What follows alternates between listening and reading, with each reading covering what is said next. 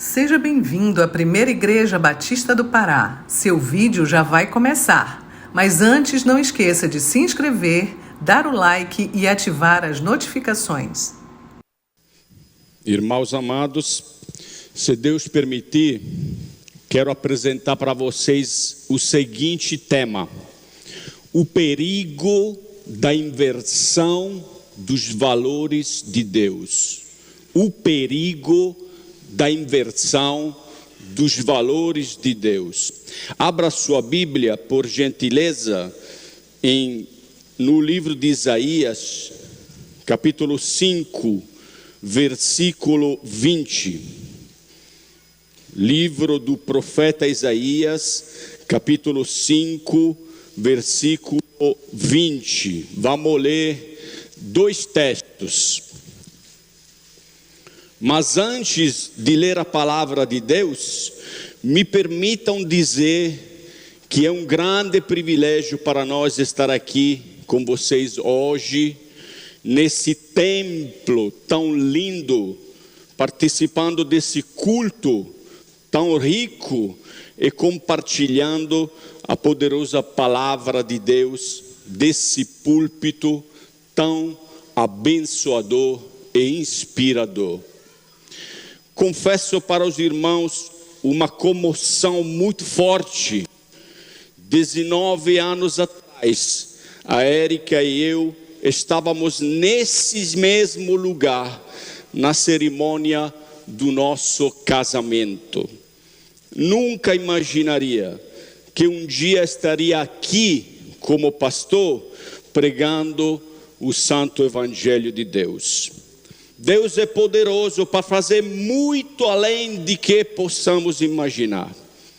Quero agradecer à PIB do Pará, a sua liderança, cada um de vocês, e de forma especial o pastor Raike, mentor insubstituível da nossa caminhada cristã, desde o começo até hoje. Quero dizer para vocês que, vendo o que acontece em muitas igrejas no mundo afora, sem dúvida alguma, vocês são extremamente abençoados. Amem, honrem e sirvam a família pastoral, em nome e para a glória do Senhor Jesus.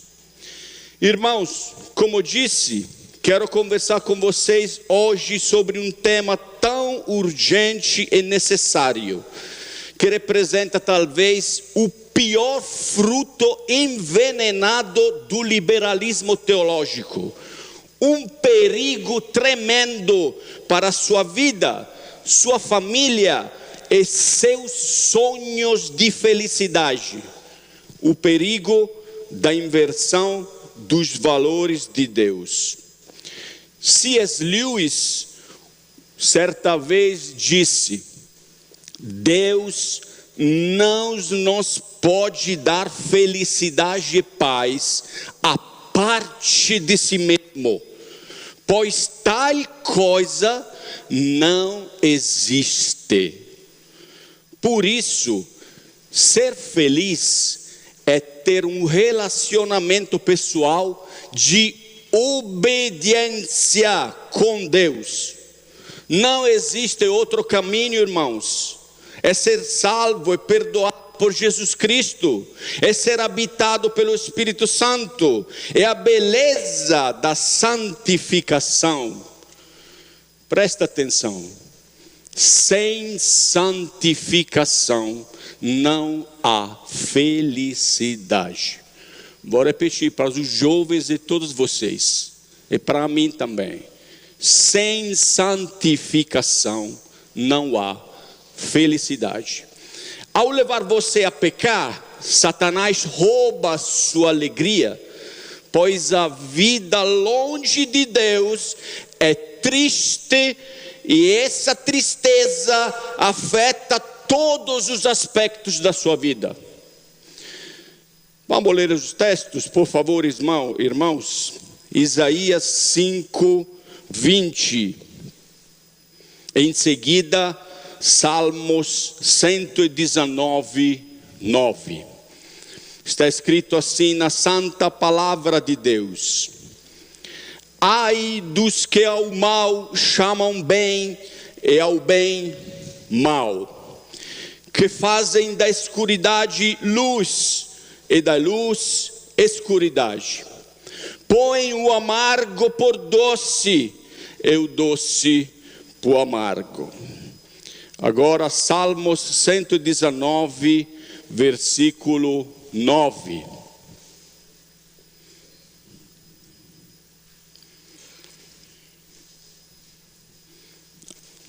A Escritura fala assim: de que maneira poderá o jovem guardar puro o seu caminho, observando segundo a tua palavra.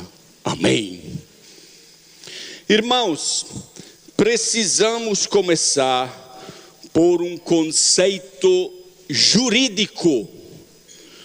Você sabia que alguém que cria algo novo, que não existia antes, tem por isso plena faculdade, tem o direito reconhecido de estabelecer as regras de funcionamento daquela criação?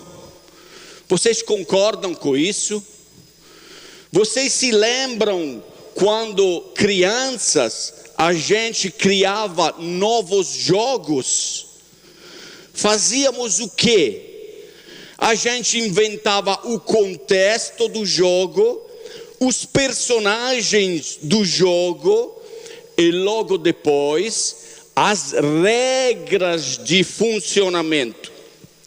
Fazíamos isso porque, como criadores daquela realidade, tínhamos o direito de pensar e estabelecer como ela devesse funcionar.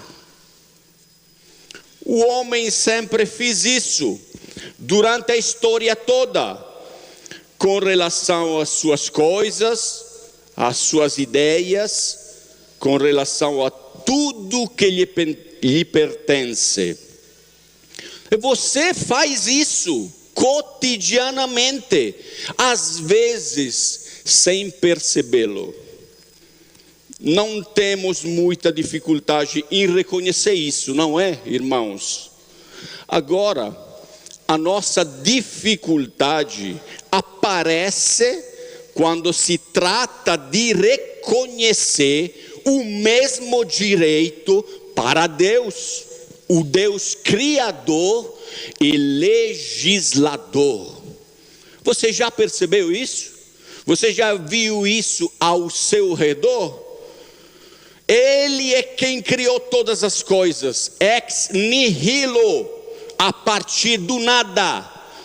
O universo, o contexto, o homem e a mulher, os personagens, os seus mandamentos, as regras para o correto funcionamento da nossa vida, em vista da nossa felicidade e plena realização. Presta atenção, irmão. A ideia original, o projeto conseguinte e a realização desse projeto são dele. Saíram da mente infinitamente perfeita e santa dele, do nosso Deus Todo-Poderoso. Isaías 33:5 fala assim: o Senhor é sublime, pois habita nas alturas, encheu a Sião de direito e de justiça. De que encheu? De direito e de justiça. Ele tinha e tem, Deus, total direito de fazer isso, pois nada existia e tudo que existe é dele. Tudo que existe é dele.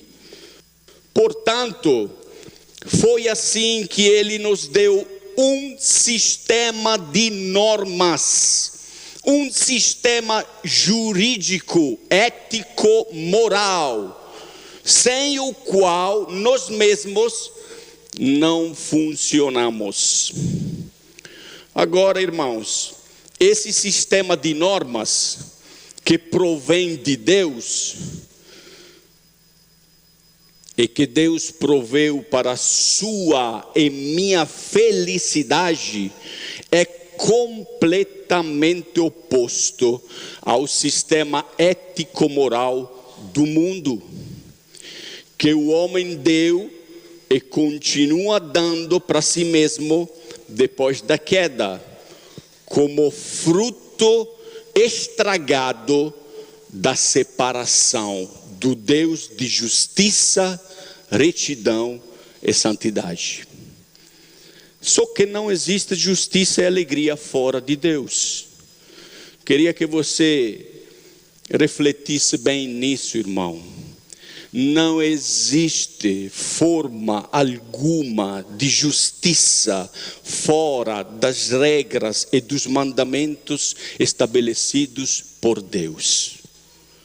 Vou repetir. Nós temos muita dificuldade com esse conceito. Muita mesmo.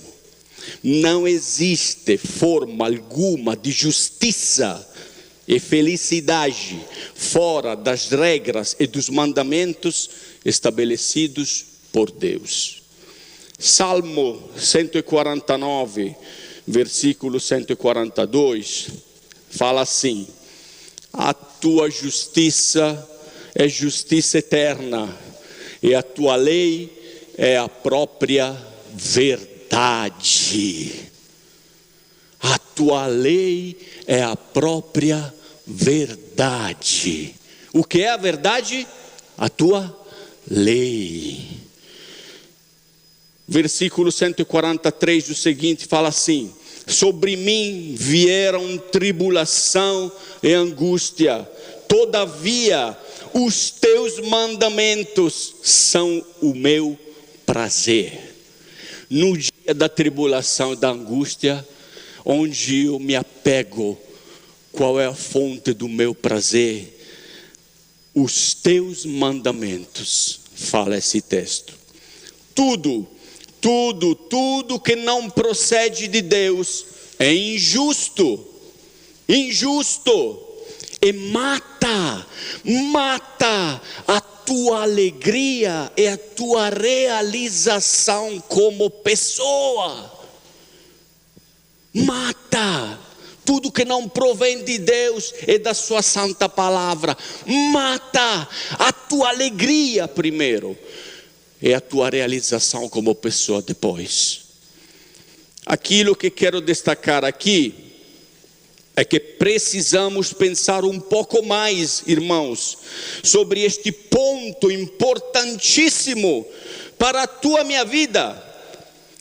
Não há meias medidas, não há zona mista, onde os valores que dirigem sua vida possam ser um pouco justos e um pouco injustos. Não existe alguma possibilidade de algo intermediário entre o padrão de Deus e o padrão do mundo, que possa trazer para você felicidade, realização e bênçãos. Tudo que segundo os critérios de Deus é só parcialmente, só um pouquinho injusto, acaba sendo totalmente injusto. E então capaz de destruir sua felicidade e realização. Vocês estão entendendo, irmãos? Estão entendendo? Não adianta dizer: pastor, mas é só pouca coisa, não é nada. Não podemos ser intransigentes, não podemos ser aqueles integralistas, obtusos. Precisamos ser flexíveis. A pergunta é: Você quer ser feliz e realizado na vida? Você quer ser feliz e realizado na vida? Só tem um caminho: a obediência ao teu Deus. A obediência ao teu Deus. É uma lei espiritual que Ele estabeleceu. Salmo 19, 8, versículo 8, diz assim: os preceitos do Senhor são retos e alegram o coração. O mandamento do Senhor é puro e ilumina os olhos. Que texto lindo, irmãos. Profundo, lindo. Os preceitos do Senhor. Os preceitos. Deixa eu pegar aqui a Bíblia. Os preceitos do Senhor são retos e alegram o coração. O mandamento do Senhor é puro e ilumina a vista da tua caminhada. Os preceitos do Senhor são leis e mandamentos indispensáveis para promover a felicidade do homem.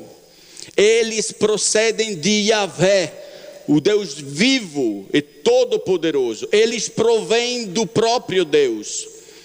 Meus irmãos, o diabo está ao seu redor, sempre tentando apagar a luz da Escritura de uma maneira ou de outra. Pois viver correto produz alegria. E essa alegria que é produzida pelo viver correto diante de Deus não é superficial ou externa, mas brota do coração. Só experimentamos isso por meio de um relacionamento pessoal com Deus, unicamente pela graça e por intermédio do Senhor Jesus e sua palavra. Salmos 97, 10 fala assim: vós que amais o Senhor, detestai o mal. Ele guarda a alma dos seus santos, livra-os da mão dos ímpios. Irmãos, a principal evidência de que somos salvos por Deus, é que o amamos de todo o coração e odiamos o mal. Mas detestar o mal não é algo abstrato, ideal, senão vira uma filosofia. Detestar o mal é amar e praticar a lei de Deus. O Dr. Martin Lloyd Jones escreveu assim, presta atenção, por favor. O pecado é muito esperto. Ele sempre apresenta suas razões, seus argumentos. O pecado nos conhece muito bem. Ele sabe, presta atenção aqui, ele sabe que gostamos de acreditar que somos pessoas extremamente inteligentes. Portanto, não nos diz, faça isso.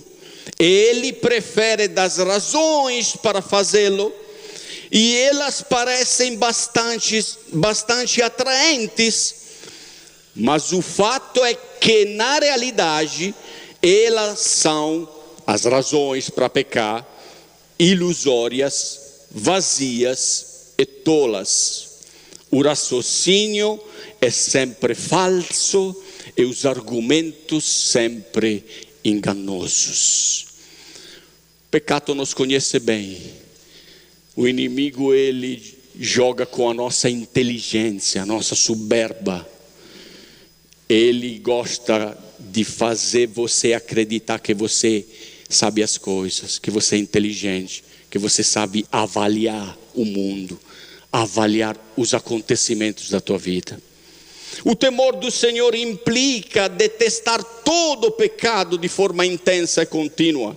Não devemos ser seletivos em odiar uns e aceitar outros. O verdadeiro ódio ao pecado é quando detestamos primeiro o nosso pecado e só depois o pecado que existe no outro. Somos sinceros nesse ódio ao pecado se aceitarmos ser repreendidos, confrontados e disciplinados pelo nosso pecado sem ficarmos tristes ou revoltados. Amados, o papel da igreja no mundo é viver e proclamar a palavra de Deus, sabendo que testemunhar não é algo que fazemos, mas que somos. O grande perigo é quando a igreja começa, como o pastor Ike estava falando aqui muito bem da Itália, do que aconteceu na Itália.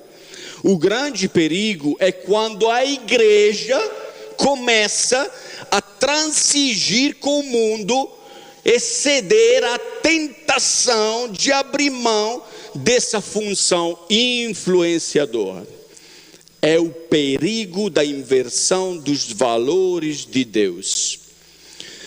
Mas, irmãos, quais são as causas principais dessa inversão?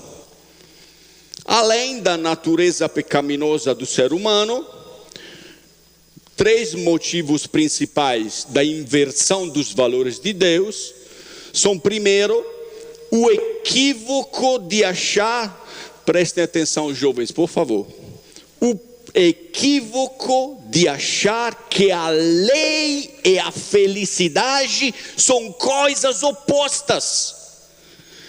Equívoco de achar que a lei de Deus e a felicidade são coisas opostas. Não são. Segundo motivo, o erro de pensar que os limites de Deus são contrários à liberdade. O mundo vai ensinando para os nossos jovens, pastor Ike sabe muito bem disso, e prega isso desse púlpito, que os limites de Deus, eles são contrários à liberdade. Terceiro, o engano de acreditar que a lei se opõe ao amor. É isso que o mundo fala. A lei de Deus, os mandamentos de Deus, eles não são mais, o mundo não vê mais isso como expressão de amor. Pelo contrário, como expressão de sectarismo, de ódio, de faxismo. Me permitam uma pergunta, irmãos.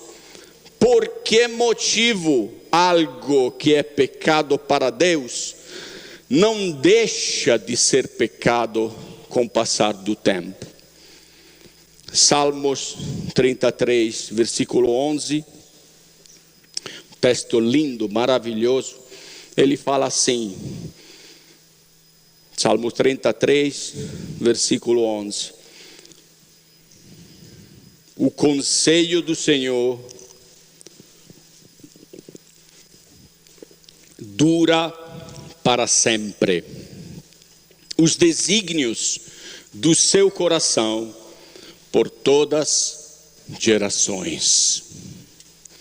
Tiago, capítulo 1, versículo 17, ele fala assim: toda boa dádiva e todo dom perfeito são lá do alto, descendo do Pai das luzes, em que não pode existir variação ou sombra de mudança. Não pode existir variação ou sombra de mudança. Não pode existir variação nem sombra de mudança. A Bíblia está dizendo o seguinte, irmãos. Ela está dizendo que Deus habita a eternidade, que Ele é o Pai da eternidade, A palavra que vem dele não é sujeita ao tempo, às regras e às mudanças do tempo cósmico. Os mandamentos dele para a nossa felicidade foram pensados fora do tempo, antes da fundação do mundo, na eternidade. Por isso, eles não mudam, não se corrompem, não precisam de integração ou revisitação. Eles são perfeitos, sempre foram e sempre serão, pois não nasceram no tempo, mas no berço santo e perfeito da eternidade. Está entendendo? Por que não mudam? Obsoleto significa tudo aquilo que está ultrapassado, fora de uso, e que é antiquado, arcaico. Você acha que a Bíblia se enquadra nessa definição? A escritura é obsoleta? Primeira carta de Pedro, capítulo 1, 24 e 25. Procure aí na sua Bíblia, por favor. Primeira carta de Pedro, capítulo 1, 24 e 25. Fala assim a palavra de Deus: pois toda carne é como erva, e toda a sua glória como a flor da erva. Seca-se a erva e cai sua flor. A palavra do Senhor, porém, permanece eternamente. Amém. Mas o que Deus ordena ao seu povo, então? O que Deus ordena para você e para mim, irmãos? Visto tudo isso, procure, por favor, vamos ler juntos esse versículo, Êxodo, capítulo 23, versículo 2. Livro de Êxodo, capítulo 23, versículo 2. Olha o que Deus ordena a mim, a você, a todas as gerações. Essa é uma palavra para a tua vida. Veja aí, Deus falando: não seguirás a multidão para fazeres mal, nem deporás numa demanda, inclinando-te para a maioria, para torcer o direito. Não seguirás a multidão, não te inclinarei para a maioria, para torcer o direito. Ao final das contas, irmãos, qual é a importância de se viver em obediência à palavra de Deus? Sua vida está sendo transformada pelo poder da palavra de Deus. Irmãos, a vida é feita pelas escolhas que fazemos. Não há felicidade sem renúncia e dedicação. O irmão João Calvino, ele escreveu esse lindo texto. Ao caracterizar o santo, se deleitando na lei do Senhor, daí podemos aprender que a obediência forçada, o servil, não é de forma alguma aceitável diante de Deus. E que só são dignos estudantes da lei aqueles que se chegam a ela com uma mente disposta a se deleitar com suas instruções, não considerando nada mais desejável e delicioso do que extrair dela o genuíno progresso, os passos da santificação. Nenhum cristão pode prosperar sem meditar na Bíblia de dia e de noite. Meditar, e esse verbo tem a ver mais com o conceito de mastigar, para que possa virar comida para fortalecer o meu corpo. Thomas Watson escreveu assim: Olha, sobre a meditação da Escritura. O antídoto para todos esses problemas que apresentaram até aqui. Qual é o antídoto? A meditação da Escritura. Olha o que escreveu Thomas Watson. Um cristão sem meditação é como um soldado sem armas, ou um operário sem ferramentas. Sem meditação, meditação não é leitura. Leitura é uma coisa, meditação é outra. Sem meditação, as verdades de Deus não permaneceriam conosco. O coração é duro, a memória é efêmera. E sem meditação, tudo está perdido. Os grandes servos de Deus meditaram durante a noite. Presta atenção, irmão. Você e eu somos responsáveis pela nossa vida espiritual e pela nossa santificação.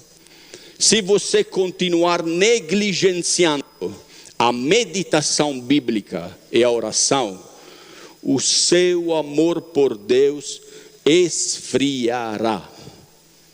É você que faz sua agenda. É você que faz sua agenda. Até aqueles que têm secretária, é o titular que faz a agenda. Tozer, ele escreveu assim, A.W. Tozer: há mais alegria em 5 minutos de adoração do que em 5 noites de folia.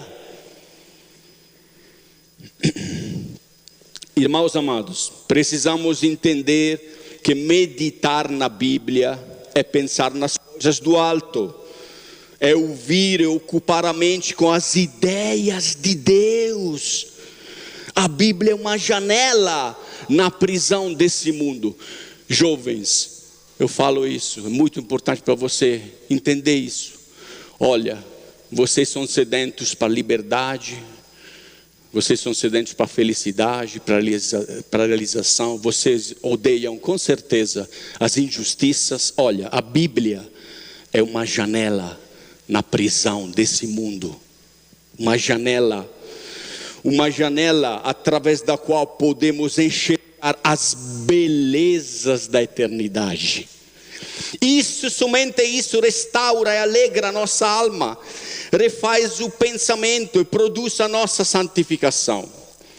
Meu querido irmão, Deus não quer que você fique prostrado no engano e no pecado.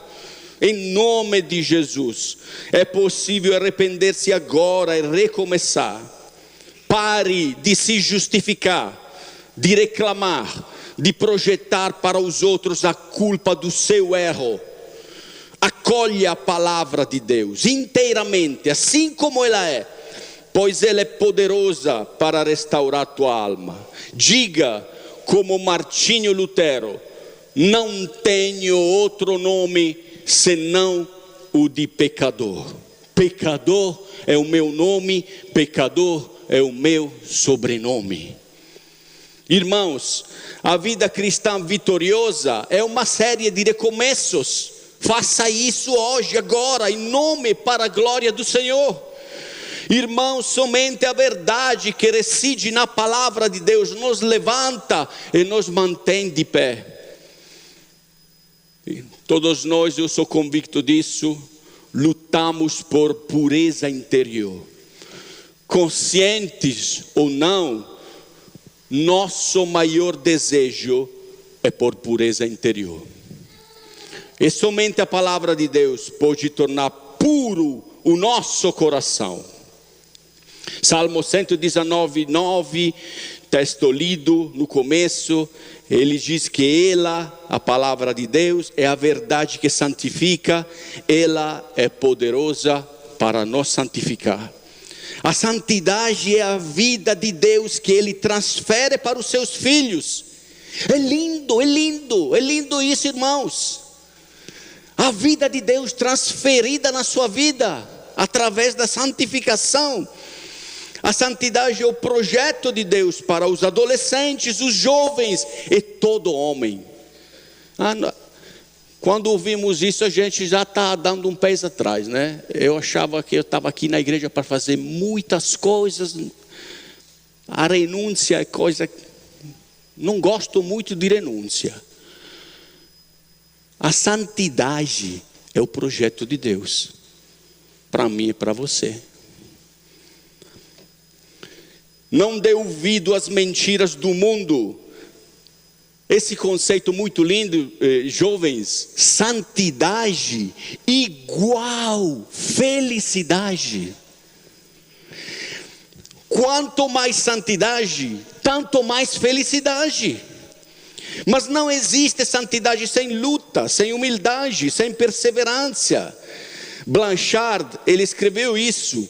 O preço da pureza é elevado, mas a impureza é ridiculamente barata. A pureza deriva a sua vida tão somente do Espírito Santo de Deus, agindo pela palavra. Na verdade, irmãos, há muitos livros escritos por autores humanos que prometem a receita para a felicidade. Infelizmente, todos eles fracassam nesse propósito. Somente a Bíblia pode ser chamada de o livro da felicidade. Nela temos a receita de Deus para a felicidade do homem. A palavra de Deus é pura e purificadora. Ela traz alegria e felicidade para o nosso coração. Não há felicidade a não ser em Deus. Para desfrutarmos da felicidade que emana de Deus, Ele nos dá a sua palavra. É a pessoa de Jesus, que é o Logos, a palavra. Fala que Ele é a nossa vida, por isso precisamos dela para termos felicidade.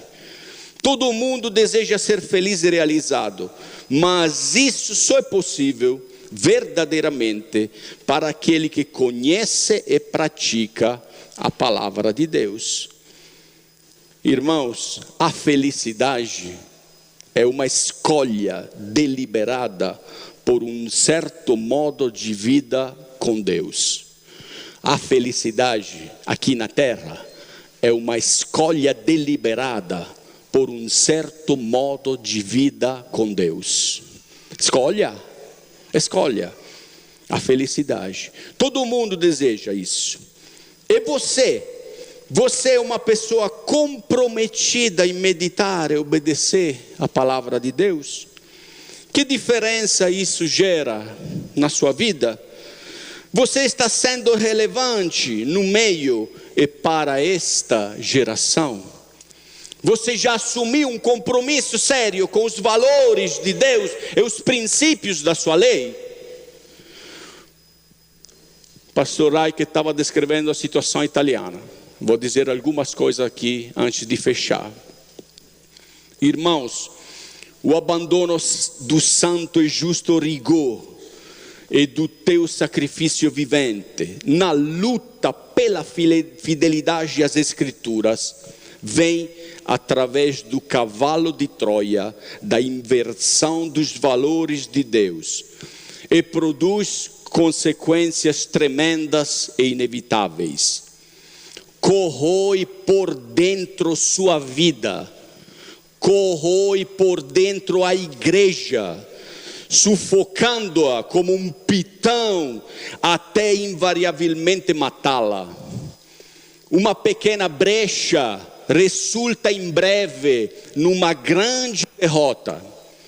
O abandono do santo e justo rigor e do teu sacrifício vivente na luta pela fidelidade às Escrituras vem através de pensamentos sutis, atrativos e populares, que são baseados principalmente, presta atenção, na superestimação do seu e do meu ego. Por isso Jesus indicou o negar a si mesmo como a primeira necessidade para segui-lo.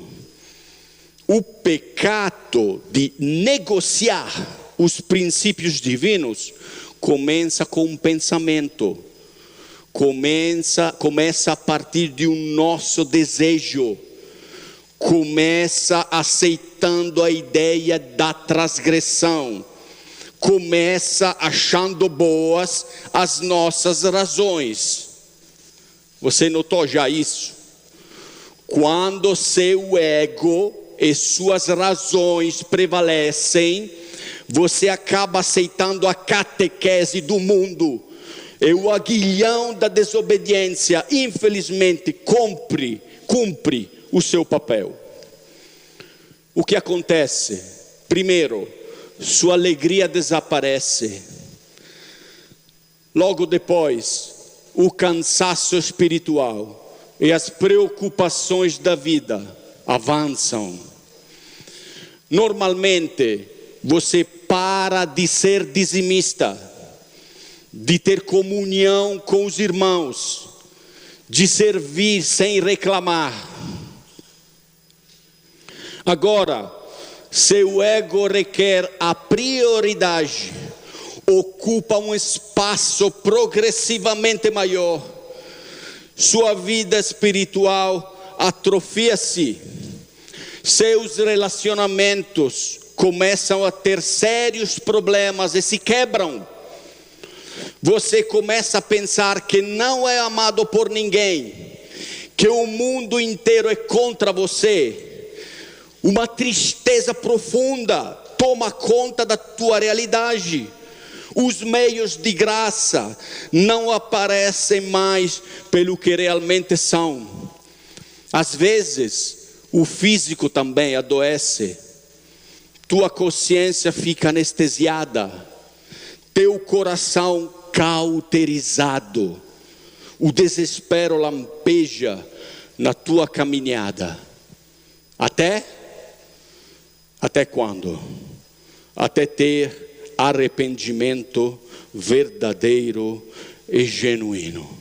Até o reconhecimento de uma verdade simples e luminosa. E a verdade simples e luminosa é essa.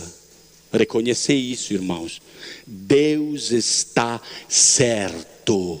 Eu estou errado. Os valores de Deus são justos e santos. A minha inteligência, a minha soberba, as minhas ideias, os meus planos para mim mesmo são errados. Irmãos, quando os meus instintos, os meus sentimentos, os meus desejos estão assumindo o posto de comando do meu coração, a minha vida está desmoronando. Quando a Bíblia nos convida a compreender o sutil engano do coração, ela na verdade nos oferece uma alternativa à independência suicida. Querido, saiba que o teu desejo de independência e autarquia leva você a romper com Deus e as pessoas. O que te endurece, meu irmão, o que nos endurece, não é o pecado dos outros. É quando você é seduzido pelo seu próprio pecado. Irmãos amados, creiam que as leis de Deus, o código moral de Deus, os princípios de Deus, são a fonte que satisfaz a sua sede de justiça, felicidade e realização pessoal.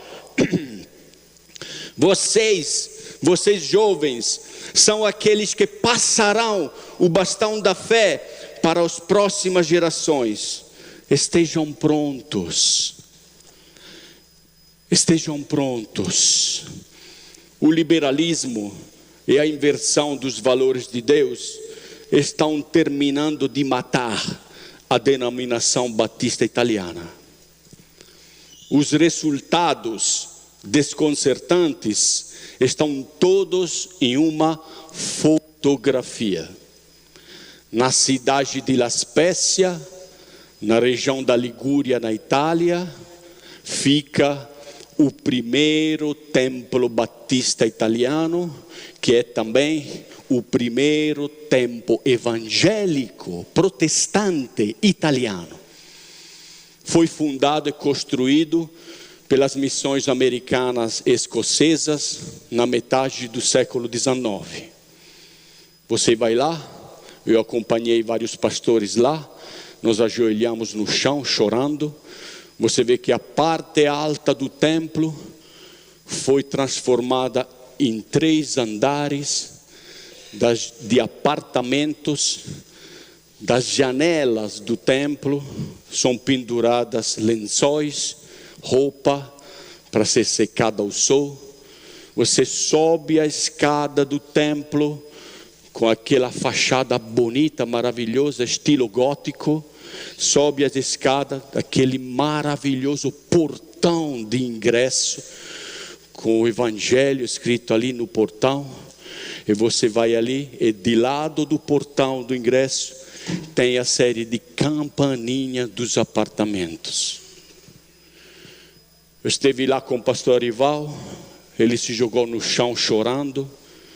Ele falou assim, orando ali, com lágrimas. Ele falando com o Senhor, dizendo: Senhor, meu Deus, meu Pai, eu não quero nem batista, nem presbiteriano, nem nada. Dá de volta esse templo para o teu povo. Levanta homens e mulheres que não negociam a palavra de Deus. Irmãos amados, Deus está nos exortando continuamente. Façam o certo. Deus continuamente está ali nos exortando. Faça o certo. Escolham ser santos. Façam aquilo que com Jesus é possível fazer. Se somos o templo do Espírito Santo de Deus, há muitas coisas que devemos rejeitar. É preciso se entregar, irmãos. É preciso ser dispostos ao sacrifício vivo em Cristo e por Cristo. É preciso ser realmente dispostos a morrer para si mesmos, para as próprias urgências, para os próprios interesses mundanos, para a própria hipersensibilidade, para a própria ansiedade. Morrer. Isso dói, irmãos, dói muito, dói na carne, aqui no estômago. Mas é morte gloriosa. Prevê uma extraordinária ressurreição, a transformação em um autêntico discípulo de Jesus, sal da terra, luz do mundo. Não. O mundo está errado. Deus está certo. Porquanto possa parecer absurdo, antiquado, contracorrente, o mundo está errado e Deus está certo.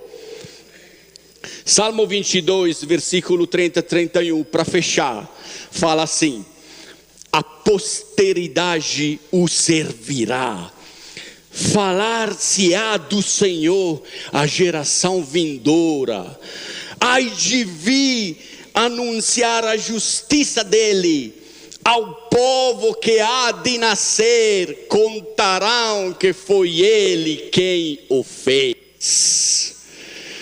Jesus está aqui nessa manhã, irmãos amados. Ele está andando no meio da igreja, como fala o texto de Apocalipse. Ele está aqui, por isso você e eu estamos aqui. Ele conhece o teu coração.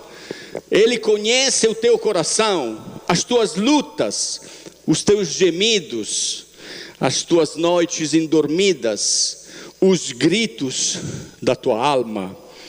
Ele está aqui procurando homens e mulheres dispostos a morrer para o mundo e seu sistema de ideias atraentes e enganosas, e viver para Ele e sua inerrante palavra.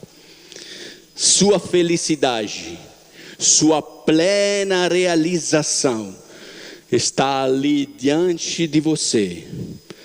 Que Deus nos ajude, em nome e para a glória do Senhor Jesus. Amém.